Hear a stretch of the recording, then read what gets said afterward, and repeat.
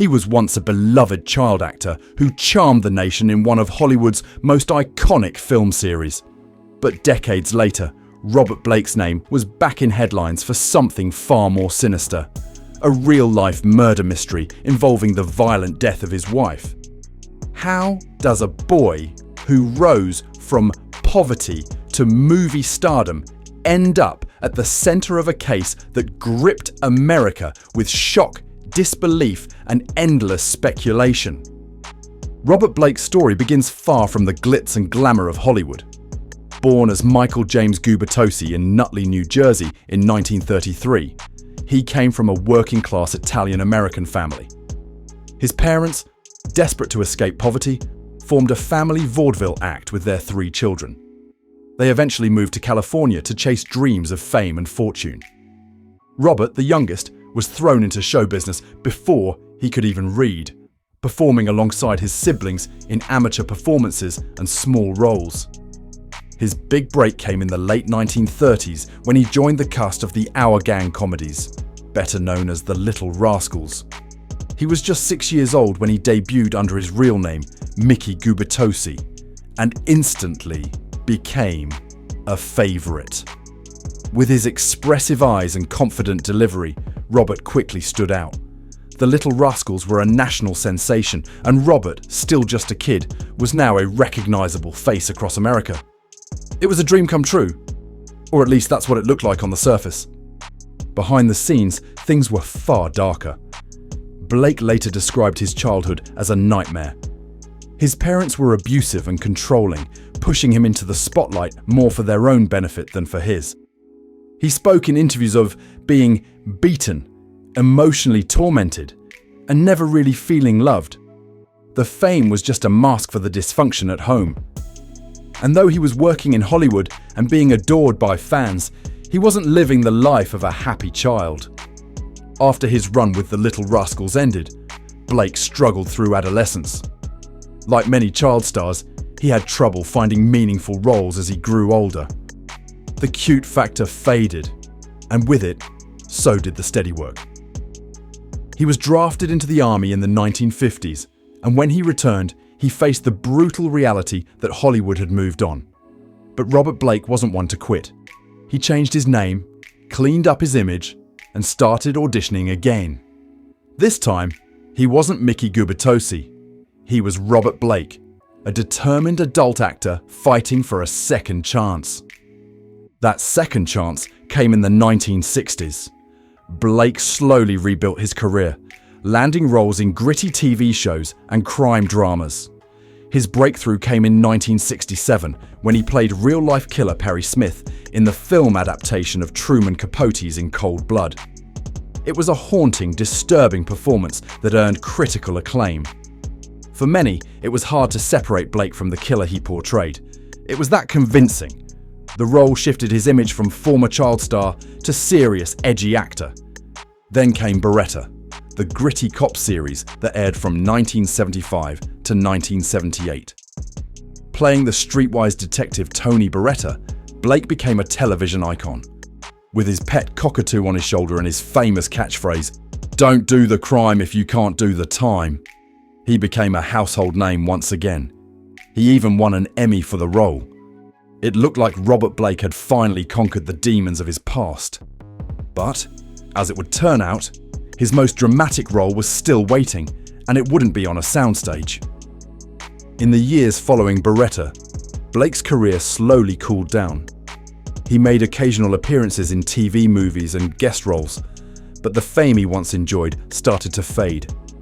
He married actress Sondra Kerr and had 2 children, but the marriage ended in divorce. By the late 1990s, Robert Blake was largely out of the public eye, until he met Lee Bakley. Bakley was not your average Hollywood partner. She had a long and complicated past. Known for chasing celebrity relationships, she had dated, or claimed to have dated, men like Jerry Lee Lewis and Christian Brando. She had been married multiple times and had run a lonely hearts scam, writing to men and convincing them to send her money. When she and Robert Blake crossed paths in 1999, it wasn't long before their relationship turned serious.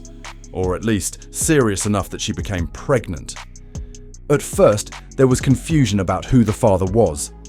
Bonnie had been involved with more than one man, and for a time, Christian Brando, Marlon Brando's son, was believed to be the likely father. But a DNA test proved it was Blake. They named the baby girl Rosie, and in 2000, the two got married. But by all accounts, the marriage was strange and distant. Blake later said he only married Bonnie to give their daughter a name and some stability. Less than a year later, everything exploded. On May 4th, 2001, Bonnie Lee Bakley was shot to death while sitting in Blake's car outside a restaurant in Studio City, California. Blake claimed that he had taken Bonnie to dinner and had left her in the car while he returned to the restaurant to retrieve a forgotten gun he used for protection. When he came back, he found her slumped over, shot in the head. The scene was chaotic, and the story raised immediate red flags. Why had he left her alone in the car? Why go back for a gun and leave her exposed like that? And perhaps most puzzling, how did the attacker vanish so quickly in a busy area? Police began to dig, and what they found only deepened the mystery. It turned out Blake owned several guns, and the one he claimed to retrieve wasn't the murder weapon. In fact, the murder weapon was found discarded in a dumpster not far from the scene. Detectives began to suspect that the whole thing had been staged.